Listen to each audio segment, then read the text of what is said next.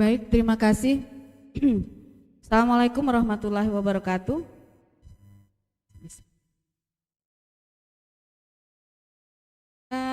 Kita lanjutkan ya teman-teman. Kita lanjutkan ke materi sistem portofolio online, Siporlin atau CPD online. Jadi kalau tadi kita bicara masalah stunting ya, yang berkaitan dengan tupoksi kita sebagai ahli gizi. Nah sekarang kita beralih ke CPD online. Jadi bagaimana kita profesi gizi ini untuk melakukan perpanjangan STR ya. Baik teman-teman sekalian, next slide.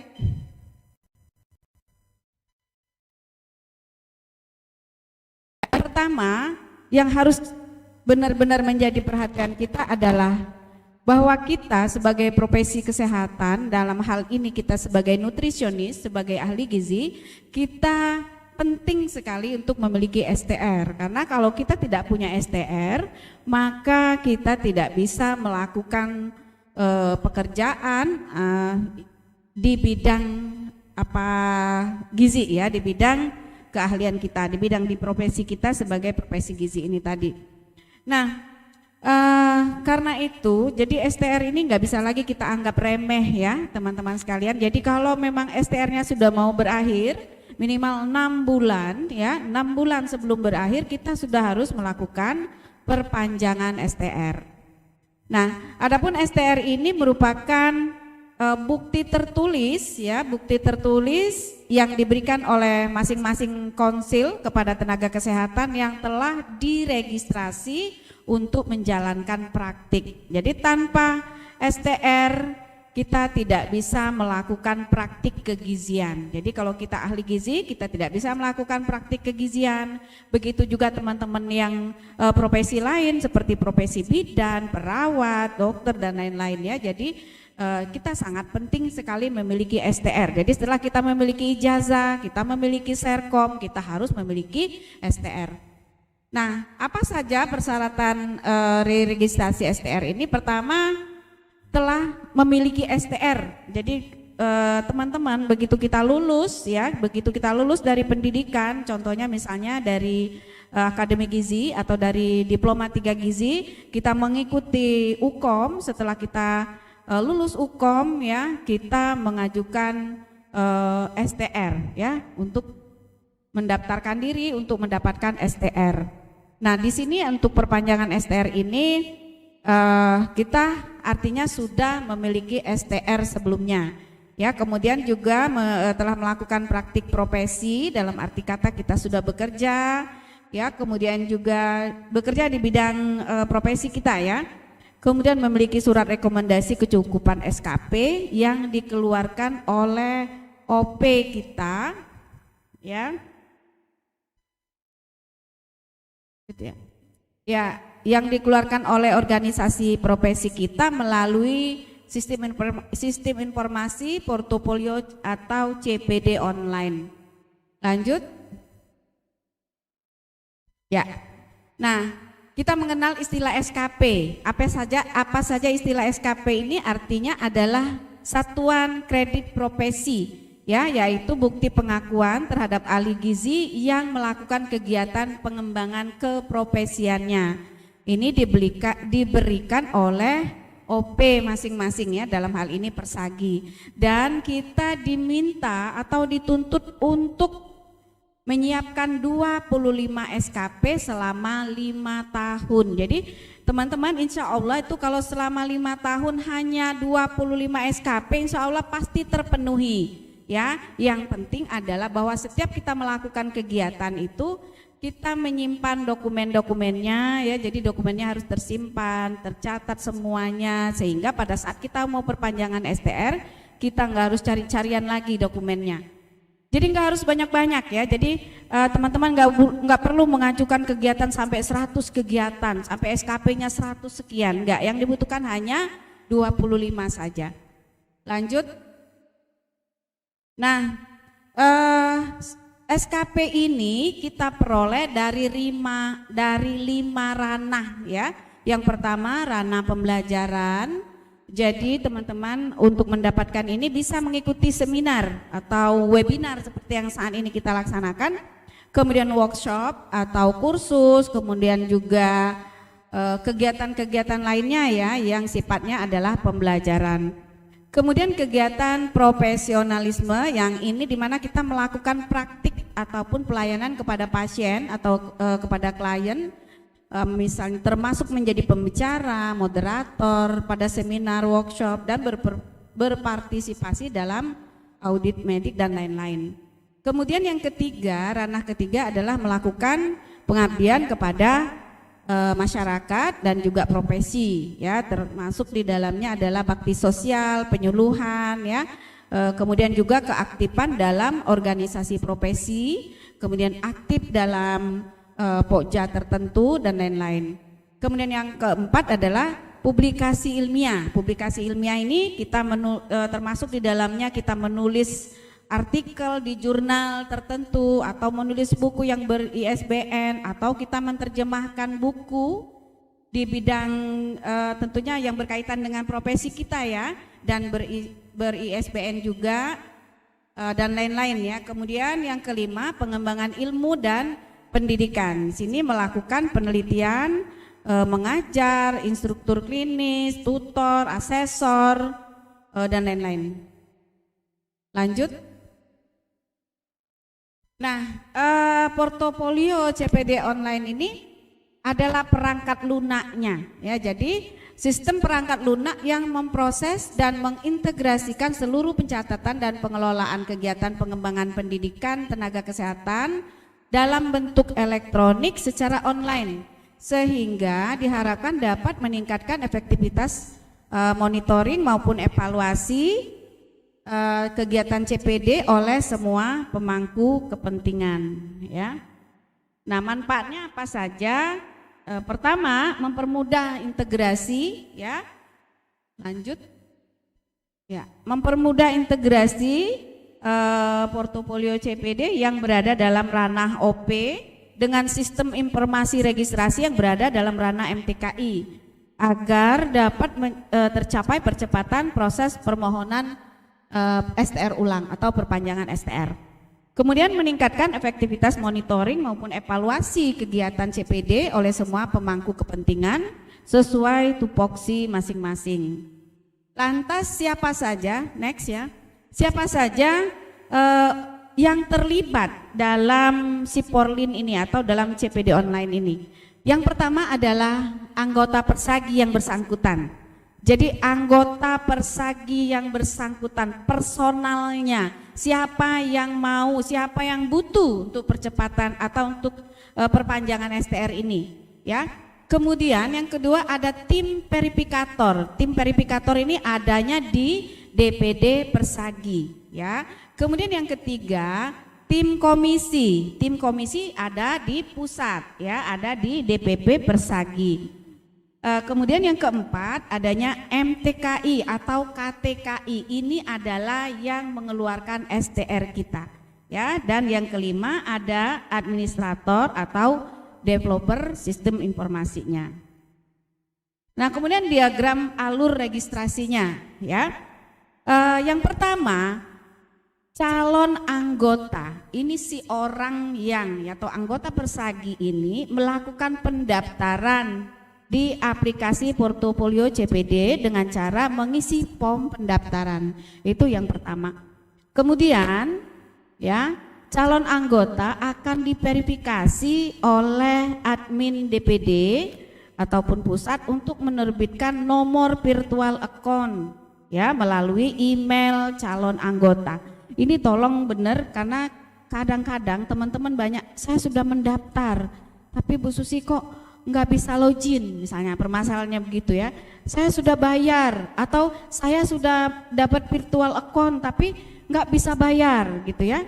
Virtual accountnya gagal, oh ternyata virtual accountnya sudah expire karena virtual account ini ada masa berlakunya ya teman-teman ya. Nah, kemudian yang ketiga, konfirmasi virtual account. Jadi calon anggota cek email. Jadi cek email untuk melihat nomor virtual account pembayaran. Jadi kita harus aktif ya teman-teman. Ketika kita mengajukan, ya mulai dari mendaftar, kemudian kita mengajukan, kemudian kita mengklik minta virtual account, mau bayar, itu kita harus aktif, harus selalu cek di email, ya, cek juga di aplikasi gitu ya. Karena jangan sudah sekali ini ditinggal, enggak, harus cek. Belum dapat hari ini, besok cek lagi. Jangan dibiarkan sampai berminggu-minggu, udah lewat masanya, ya, jangan sampai seperti itu. Jadi bayangin aja temen kalau mau beli sesuatu, ya beli sesuatu nih, beli di Shopee misalnya, kan kalau sudah check out, dicek kan, udah dikirim belum ya, bener nggak?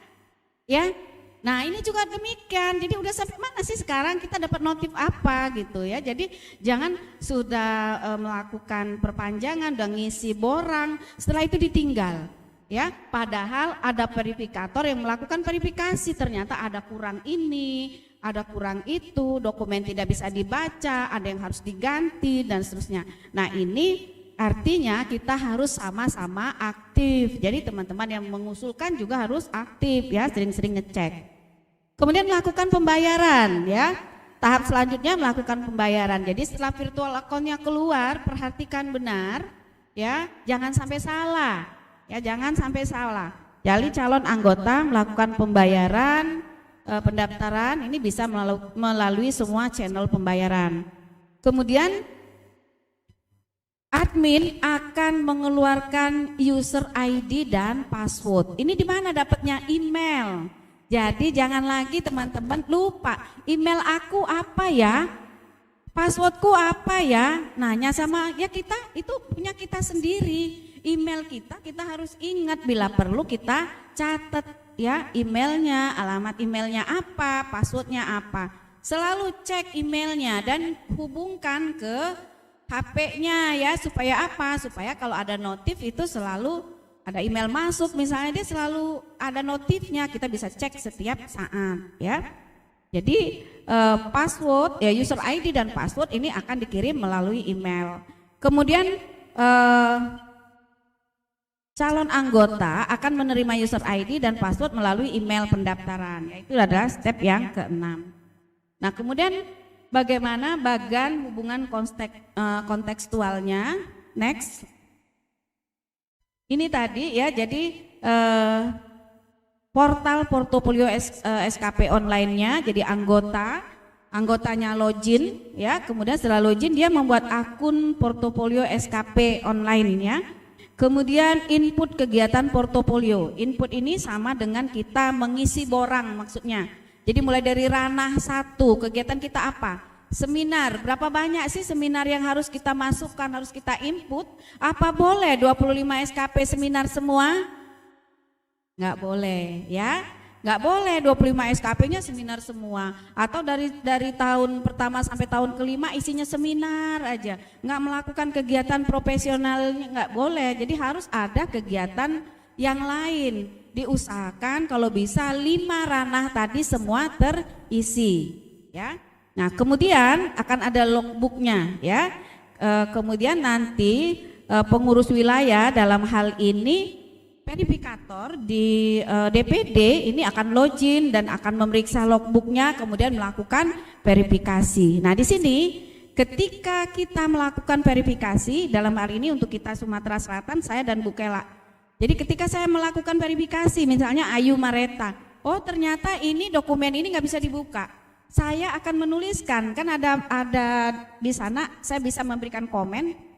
Tolong dokumennya diupload ulang karena dokumen tidak bisa dibuka ya. Nah makanya tadi kita harus sering ngecek. Jadi pihak Ayu Mareta juga harus sering buka ya, buka aplikasi gitu ya, supaya ngelihat ya, oh ini ada komen yang begini. Mungkin kenapa tidak bisa dibuka dokumennya? Bisa karena terlalu besar filenya, kan filenya udah dibatasi ya, ada batasan file yang bisa diupload. Nah, jadi kalau masih ada permasalahan, dia akan dikembalikan lagi. Kalau sudah dikembalikan lagi ke si empunya, si orang yang membuat perpanjangan STR ini, maka ini nggak jalan kan, stop di sini nih. Jadi kalau udah nanya misalnya tiba-tiba besok, Bu, rekom saya belum keluar, lah ya belum keluar lah Neng, uang belum selesai, iya kan? Isiannya belum lengkap, gitu ya. Jadi tolong itu menjadi perhatian kita semua. Nah, kalau seandainya ini sudah klop semuanya, jadi semua dokumen-dokumen lengkap ya, maka kita akan mengajukan ke pusat ya, ke DPP. Nanti DPP akan mengeluarkan rekom ya. DPP akan mengeluarkan rekom, dan kalau rekom sudah di tangan, maka selanjutnya berlanjut ke KTKI. Jadi mulai melakukan perpanjangan STR-nya. Oke, lanjut. Kita lihat tampilan dari CPD online-nya ya.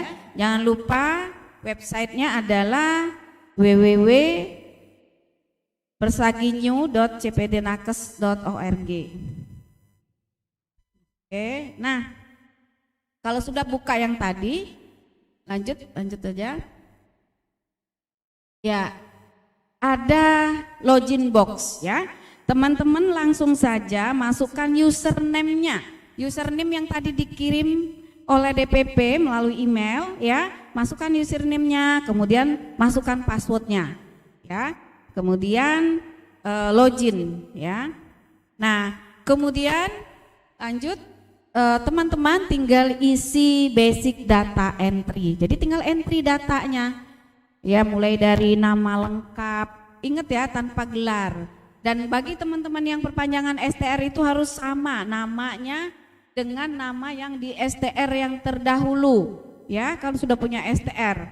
Jadi namanya itu harus sama persis. Jadi kalau kalian udah menambahkan satu huruf aja, maka STR itu akan tidak ditemukan ya. Pada saat kita cari nama teman-teman tuh nggak ketemu. Nomor KTP dan lain sebagainya ini ya semua dimasukkan. Lanjut. Ya, ini masih POM registrasi, jadi bisa alamat dan lain-lain kita masukkan ya. Ini biasa sama kayak kita mau registrasi kegiatan apa gitu ya. Kemudian lanjut lagi, masih POM registrasi ya, baru nanti kalau udah selesai kita klik daftarkan ya.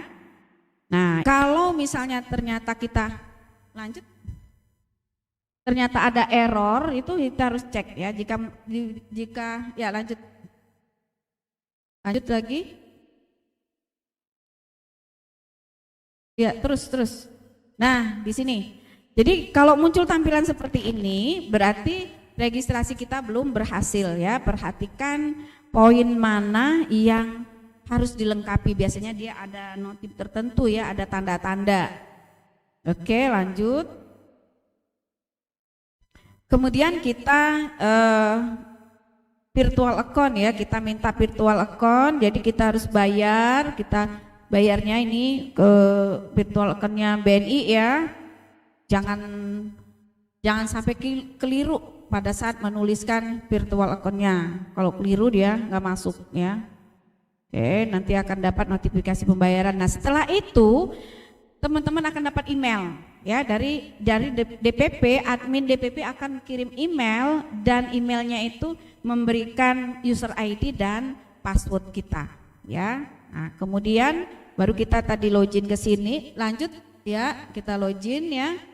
Nah, sekarang baru masuk ke halaman utama anggota ya. Di sini ada yang namanya your private option ya. Nah, di sini kita lengkapi tadi data-data kita sudah lengkap. Kemudian bagaimana kita mau membuat usulan perpanjangan STR. Lanjut. Ya, nanti kalau sudah ada namanya belum situ ya. Kalau kita sudah melakukan pembayaran, maka di sudut kanan atas itu nanti akan ada KTA kita, bisa kita lihat di sana dan bisa dicetak ya KTA-nya. Nah, di sini kita akan melakukan pengusulan pengisian borang ya. Lanjut. Ya. Ini tadi akun setting, kita tulis nama dan seterusnya ya. Harus sama, ini simpan saja. Kemudian kasih foto, jangan lupa. Jadi supaya kita bisa, ini verifikator itu juga enak. Ini siapa ya, nggak ada fotonya, ini orang yang mana gitu ya. Karena kadang-kadang kalau kita masih melihat teman-teman itu ada yang nggak punya foto ya, Bu Kela ya. Masih ada yang nggak punya foto, kasihlah foto ya. Fotonya foto yang resmi ya, bukan foto selfie. Bukan foto selfie lagi di mana, di pantai atau di mana ya, tapi foto resmi, pas foto ya. Oke, kemudian kita lanjutkan lagi. Sekarang kita pendidikan ya, data pendidikan kita isi di sini. Kemudian pekerjaan juga, kerja utama dan seterusnya. Kemudian kalau memang sudah ada praktik ya, kalau kita memang sudah ada melakukan praktik ya, ada tempat praktik ya, silakan diisi praktiknya di mana ya. Kemudian di sini kita harus melakukan, lanjut ya itunya slide-nya ya, next. Nah, oke. Di sini saat kita akan melakukan perpanjangan STR, maka kita harus membayar ya, membayar iuran. Iuran 2021 ini sebesar 100.000 dan iuran 2022 sebesar 300.000. Jangan lupa di sini kita minta virtual account lagi ya. Kita klik tahunnya ya, pembayaran iuran di sisi kiri di menu klik pembayaran iuran, nanti dia akan muncul tampilannya akan seperti ini. Ya, tampilannya akan seperti ini yang ada tanda panah merah ya, itu diklik ya, diklik tahun iurannya. Kan terhitung mulai 2022 Januari 22 ya, iuran kita naik menjadi 300.000. Jadi yang 2021 itu masih 100.000, sehingga kalau memang 2021 kita sudah bayar, maka kita klik 2022 ya. Kemudian nanti create virtual account, ini diklik juga create virtual account, nanti dia akan keluar virtual account-nya ya, seperti di bawah sini ya, itu ada virtual account-nya. Jadi ininya berapa, biayanya berapa, kemudian ada tanggal pengajuan dan biasanya ada batas pembayaran. Kalau udah lewat batas itu kita tidak bisa lagi menggunakan virtual account yang itu ya.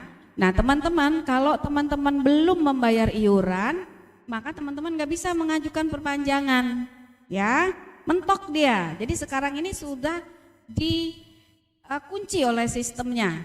Kalau belum bayar ya nggak bisa maju gitu loh. Jadi sama kayak kita mau nonton di bioskop, kalau belum beli karcis menunjukkan buktinya nggak bisa kita masuk, benar nggak? Ya, jadi seperti itu ya, kita tidak bisa melanjutkan. Next. Ya, oke. Kemudian kita untuk perpanjangan STR ini ada petunjuk teknisnya. Jadi teman-teman bisa baca di situ, klik aja petunjuk, di situ ada semua petunjuknya ya. Apa yang harus kita lakukan ya, lengkap sebenarnya. Jadi secara otodidak ini bisa kita pelajari. Tapi biasanya teman-teman males ya, banyak yang males membaca. Banyak yang males membaca, apalagi dia kecil-kecil jelimet, sehingga biasanya banyak mentoknya. Padahal kalau dibaca ulang dan pelan-pelan, insya Allah itu enggak bermasalah ya. Next, lanjut. Ya, nah kemudian kita akan mengajukan permohonan P2KB ya, permohonan P2KB. Nah di sini juga tadi kan ada petunjuk-petunjuknya. Nah di sini kita mulai mengisi, mulai dari ranah 1. Ranah 1 tadi apa sih? Mengikuti seminar ya, mengikuti workshop, mengikuti pelatihan. Nah teman-teman isi di sini kegiatannya apa ya. Kemudian oh ini nomor STR dan seterusnya. Lanjut aja langsung ke pengisian ya. Ya ini ya P2KB, nanti STR berakhir kita. Saat kita sudah masukkan STR kita di sebelumnya, maka nanti dia akan keluar STR kita tuh berakhirnya tanggal berapa gitu ya. Nah kemudian kita masuk ke borang pengisian ya. Lanjut borang pengisian ya. Di sini mulai dari ranah-ranah yang tadi, ranah pembelajaran ya, ranah pembelajaran A1. Mengikuti seminar, simposium, workshop, kursus, diskusi panel, lokakarya dan pelatihan bidang gizi. Ingat ya, semuanya harus di bidang gizi. Jadi kalau teman-teman ada kegiatan yang lain di luar bidang, dia nggak laku. Sama kayak teman-teman yang di IB juga begitu ya Bu. Kalau bukan kegiatan kebidanan nggak laku gitu ya. Jadi yang pertama misalnya nih ada di A1. Ya, A1 ini seminar, Anda mengikuti seminar apa? Nah, itu klik input ya teman-teman ya, klik input ya. Nanti dia akan berproses. Lanjut ya, kita isi nih. Dia udah langsung kan? Lanjut slide-nya. Ya, gitu ya. Jadi yang hijau di atas ya, mengikuti seminar. 1, mengikuti seminar, simposium, workshop, kursus, diskusi panel, lokal karya dan latihan gizi. Ya, nama kegiatannya apa? Itu kalian ketik. Kita ketik nama kegiatannya, kemudian durasi waktunya. Ada pilihan teman-teman ya. Durasi waktunya diklik di situ. Isi sesuai dengan durasi kita. Ya, apakah 1 sampai 5 jam, apa 3 sampai 5 jam, apa lebih dari itu gitu ya. Karena itu nanti akan berhubungan dengan jumlah SKP yang kalian dapat, yang teman-teman dapat. Tempatnya di mana? Misalnya kegiatan hari ini nih, seminar gizi nasional, ya. Tempatnya di mana? Rumah Sakit Siti Aisyah Lubuk misalnya gitu ya. Kemudian penyelenggaranya adalah DPC Persagi Lubuk ya, ditulis seperti itu. Tanggalnya, tanggal berapa kita pilih di situ, tanggal mulai, tanggal berakhir. Kemudian kita simpan. Nah, bagaimana kalau kita mengikuti kegiatan itu secara online? Ya, kita tulis aja tempat kegiatan online, ya, Zoom gitu, online atau Zoom meeting, boleh, nggak apa-apa ya, karena hari gini kan sejak 2020 kita ngikuti seminar ada di mana-mana. Saya ada di Palembang ikutin seminar yang diselenggarakan oleh orang di Surabaya misalnya, oleh orang di Medan, di mana. Begitu juga dengan teman-teman yang lain. Tulis aja di situ tempatnya adalah Zoom ya, Zoom garing online. Tapi penyelenggaranya tetap harus diisi, harus disesuaikan dengan sertifikatnya. Jadi teman-teman juga jangan isi, jangan salah ya ngisi. Misalnya penyelenggaranya DPC Persagi Lubuk Linggau, tapi teman-teman tulisnya DPC Persagi Jawa Timur. Ternyata begitu kita cek dengan sertifikatnya nggak match ya. Antara apa yang dituliskan dengan sertifikatnya nggak match, maka itu akan ditolak oleh verifikator ya. Jadi bisa nggak sih salah isi? Ya bisa saja, kita kan manusia katanya tempatnya salah, bisa saja. Jadi artinya kita harus hati-hati, harus teliti supaya nggak kerja 2 kali ya. Jadi kalau yang seperti itu akan di reject oleh verifikator, tapi akan dikasih komentar ya, tempat kegiatan yang tertulis dengan yang di sertifikat tidak match, harus diperbaiki. Jadi perbaikinya di mana? Ya sesuaikan dengan sertifikat ya, sesuaikan dengan sertifikat kita. Dan jangan lupa disimpan teman-teman ya, jangan lupa disimpan. Oke, kalau sudah disimpan nanti di bawah akan ada tulisan kalau kita berhasil ya, data has been saved ya, atau data sudah disimpan. Dan jangan lupa juga teman-teman pilih atau upload filenya ya, dokumen bahwa teman-teman mengikuti mengikuti seminar ini tuh apa sih? Sertifikat kan? Ya, sertifikatnya harus diupload. Dan ingat ada batasan besar. Ya, ada berapa? 300? Ya, 300 kilobyte bukan 300 mega ya teman-teman ya. Jadi kalau udah lebih dari 300 dia nggak akan bisa, ya dia nggak bisa. Jadi bagaimana caranya? Waduh ini sertifikatnya karena gambarnya gini-gini misalnya, sehingga dia nggak bisa diupload. Ya kita kompres. Hari gini saya rasa udah mudah sekali untuk hal yang seperti itu. Kalau kita bingung, kita nggak bisa, kita bisa tanya ke temen ya. Jadi kita kompres. Ada juga kita bisa kompres secara online juga gratis ya. Kita kompres supaya dia bisa masuk saat kita upload, dia bisa dibaca oleh verifikator pada saat dibuka oleh verifikator. Karena verifikator itu akan melihat semua apa yang teman-teman usulkan. Jadi mulai dari kegiatannya, ini webinar apa ini?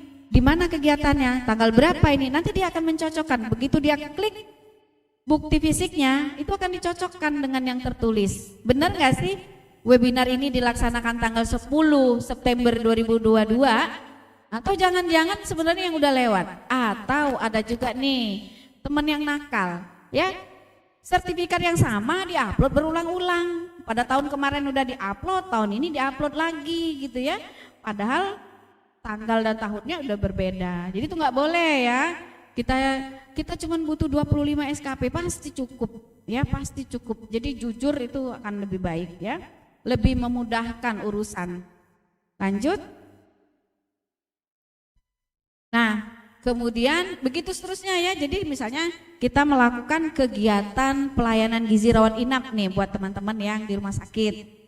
Ya, atau yang teman-teman di puskesmas rawat inap. Nah, itu setiap 200 ya, setiap 200 pasien itu SKP-nya 1. Terus bagaimana kalau di puskes rawat inap ini dalam setahun cuma sedikit, cuma 100 pasien aja, bisa dihitung nggak? Ya bisa dong, 0,5 ya gitu ya.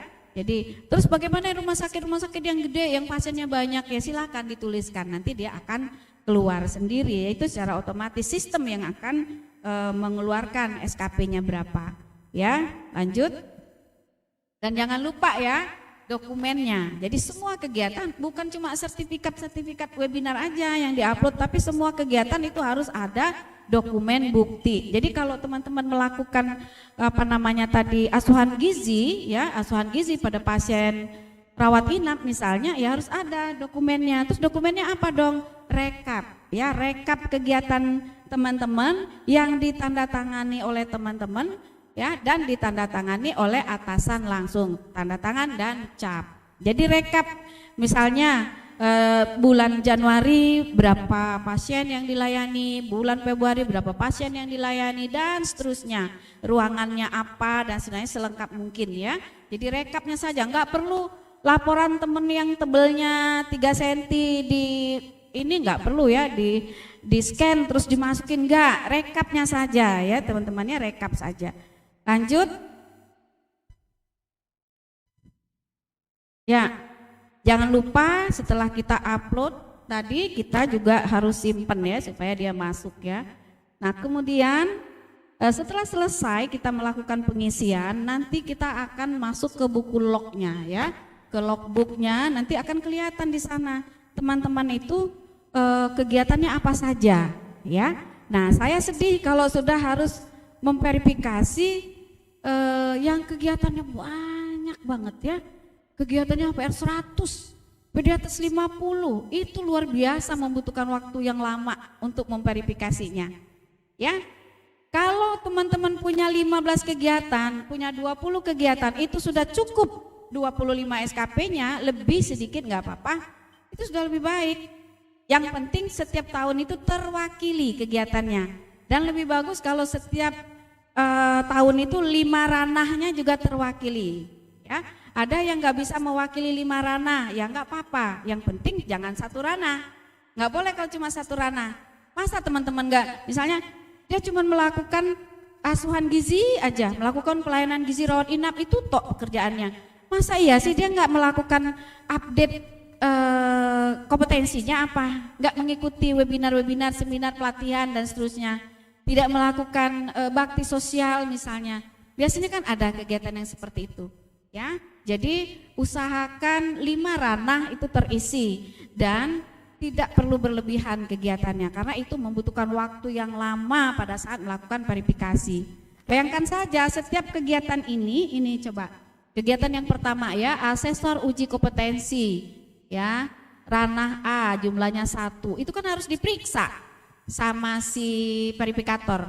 Benar nggak kegiatannya, bentuk dokumennya apa, apakah sertifikat atau apa gitu ya. Itu aja udah butuh waktu berapa menit ya. Kemudian masuk ke kegiatan yang selanjutnya. Kalau sampai 100 kegiatan, gempor kita ya. Makanya kita sudah berulang-ulang menyampaikan, tolong banget nih untuk teman-teman Sumsel terutama, gak usah banyak-banyak ya, kalian punya kegiatan 15, punya kegiatan 20, yang penting 25 SKP dan terisi semua di setiap tahun ya. Misalkan 17-18 tahunnya ya, itu terisi. Kemudian 18-19, 19-20, 20-21, 21-22, lengkap setiap tahun itu ada SKP-nya, dan totalnya 25, jreng, dokumen lengkap, sudah berangkat usulannya ke pusat. Tapi walaupun banyak, kalau dokumennya nggak lengkap ya nggak bisa jalan, dia jalan di tempat, makanya dia nggak bergerak ya teman-teman ya. Jadi terlalu banyak juga kegiatan yang diajukan itu akan mempersulit ya, mempersulit kita sendiri. Oke, lanjut. Nah, kemudian jangan lupa ini ya. Oh, ini bukan di sini ya, di dashboard ini teman-teman akan melihat ini ya. Pembelajaran, kemudian ranah-ranahnya, profesional, pengabdian dan seterusnya. Nanti di P2KB ya, ini selesai ya materinya ya? Oh, masih ada sedikit ya. Nanti di DPD lanjut ya, ini tim verifikator. Kita akan melihat ini ya. Petunjuk teknisnya kita lewatkan, lanjut aja. Lanjut. Nah, ya, di sini kan itu kelihatan tuh 119 kegiatan sebelumnya. Ya, 119 kegiatan. Bayangkan kita harus membuka 119. Lama banget kan? Nah, gitu ya. Lanjut, itu butuh waktu yang sangat lama sekali. Kalau saya lewatkan. Nah, di sini kita akan ngelihat ya, ini view ya. Jadi di jendela kami sebagai verifikator ada itu. Lanjut. Ya, kita lanjut saja karena ini ranahnya verifikator. Nah, nanti kita akan ngelihat ini ya, detail apa kegiatannya. Nah, contohnya ini ya. Jadi kan di situ ada catatan tim P2KB, ada kotak catatan tim P2KB.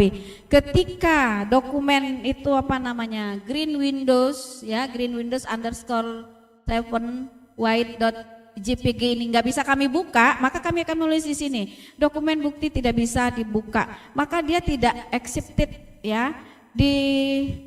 Ada yang bulatan hijau itu kan ada accepted, kemudian whiting ya, dan ada reject ya, maka dia kami masukkan whiting atau di reject ya. Tapi kalau semuanya mulus itu kita akan accepted ya, kita akan terima itu. Jadi kalau dokumen kalian lengkap itu insya Allah jalannya itu lancar. Lanjut.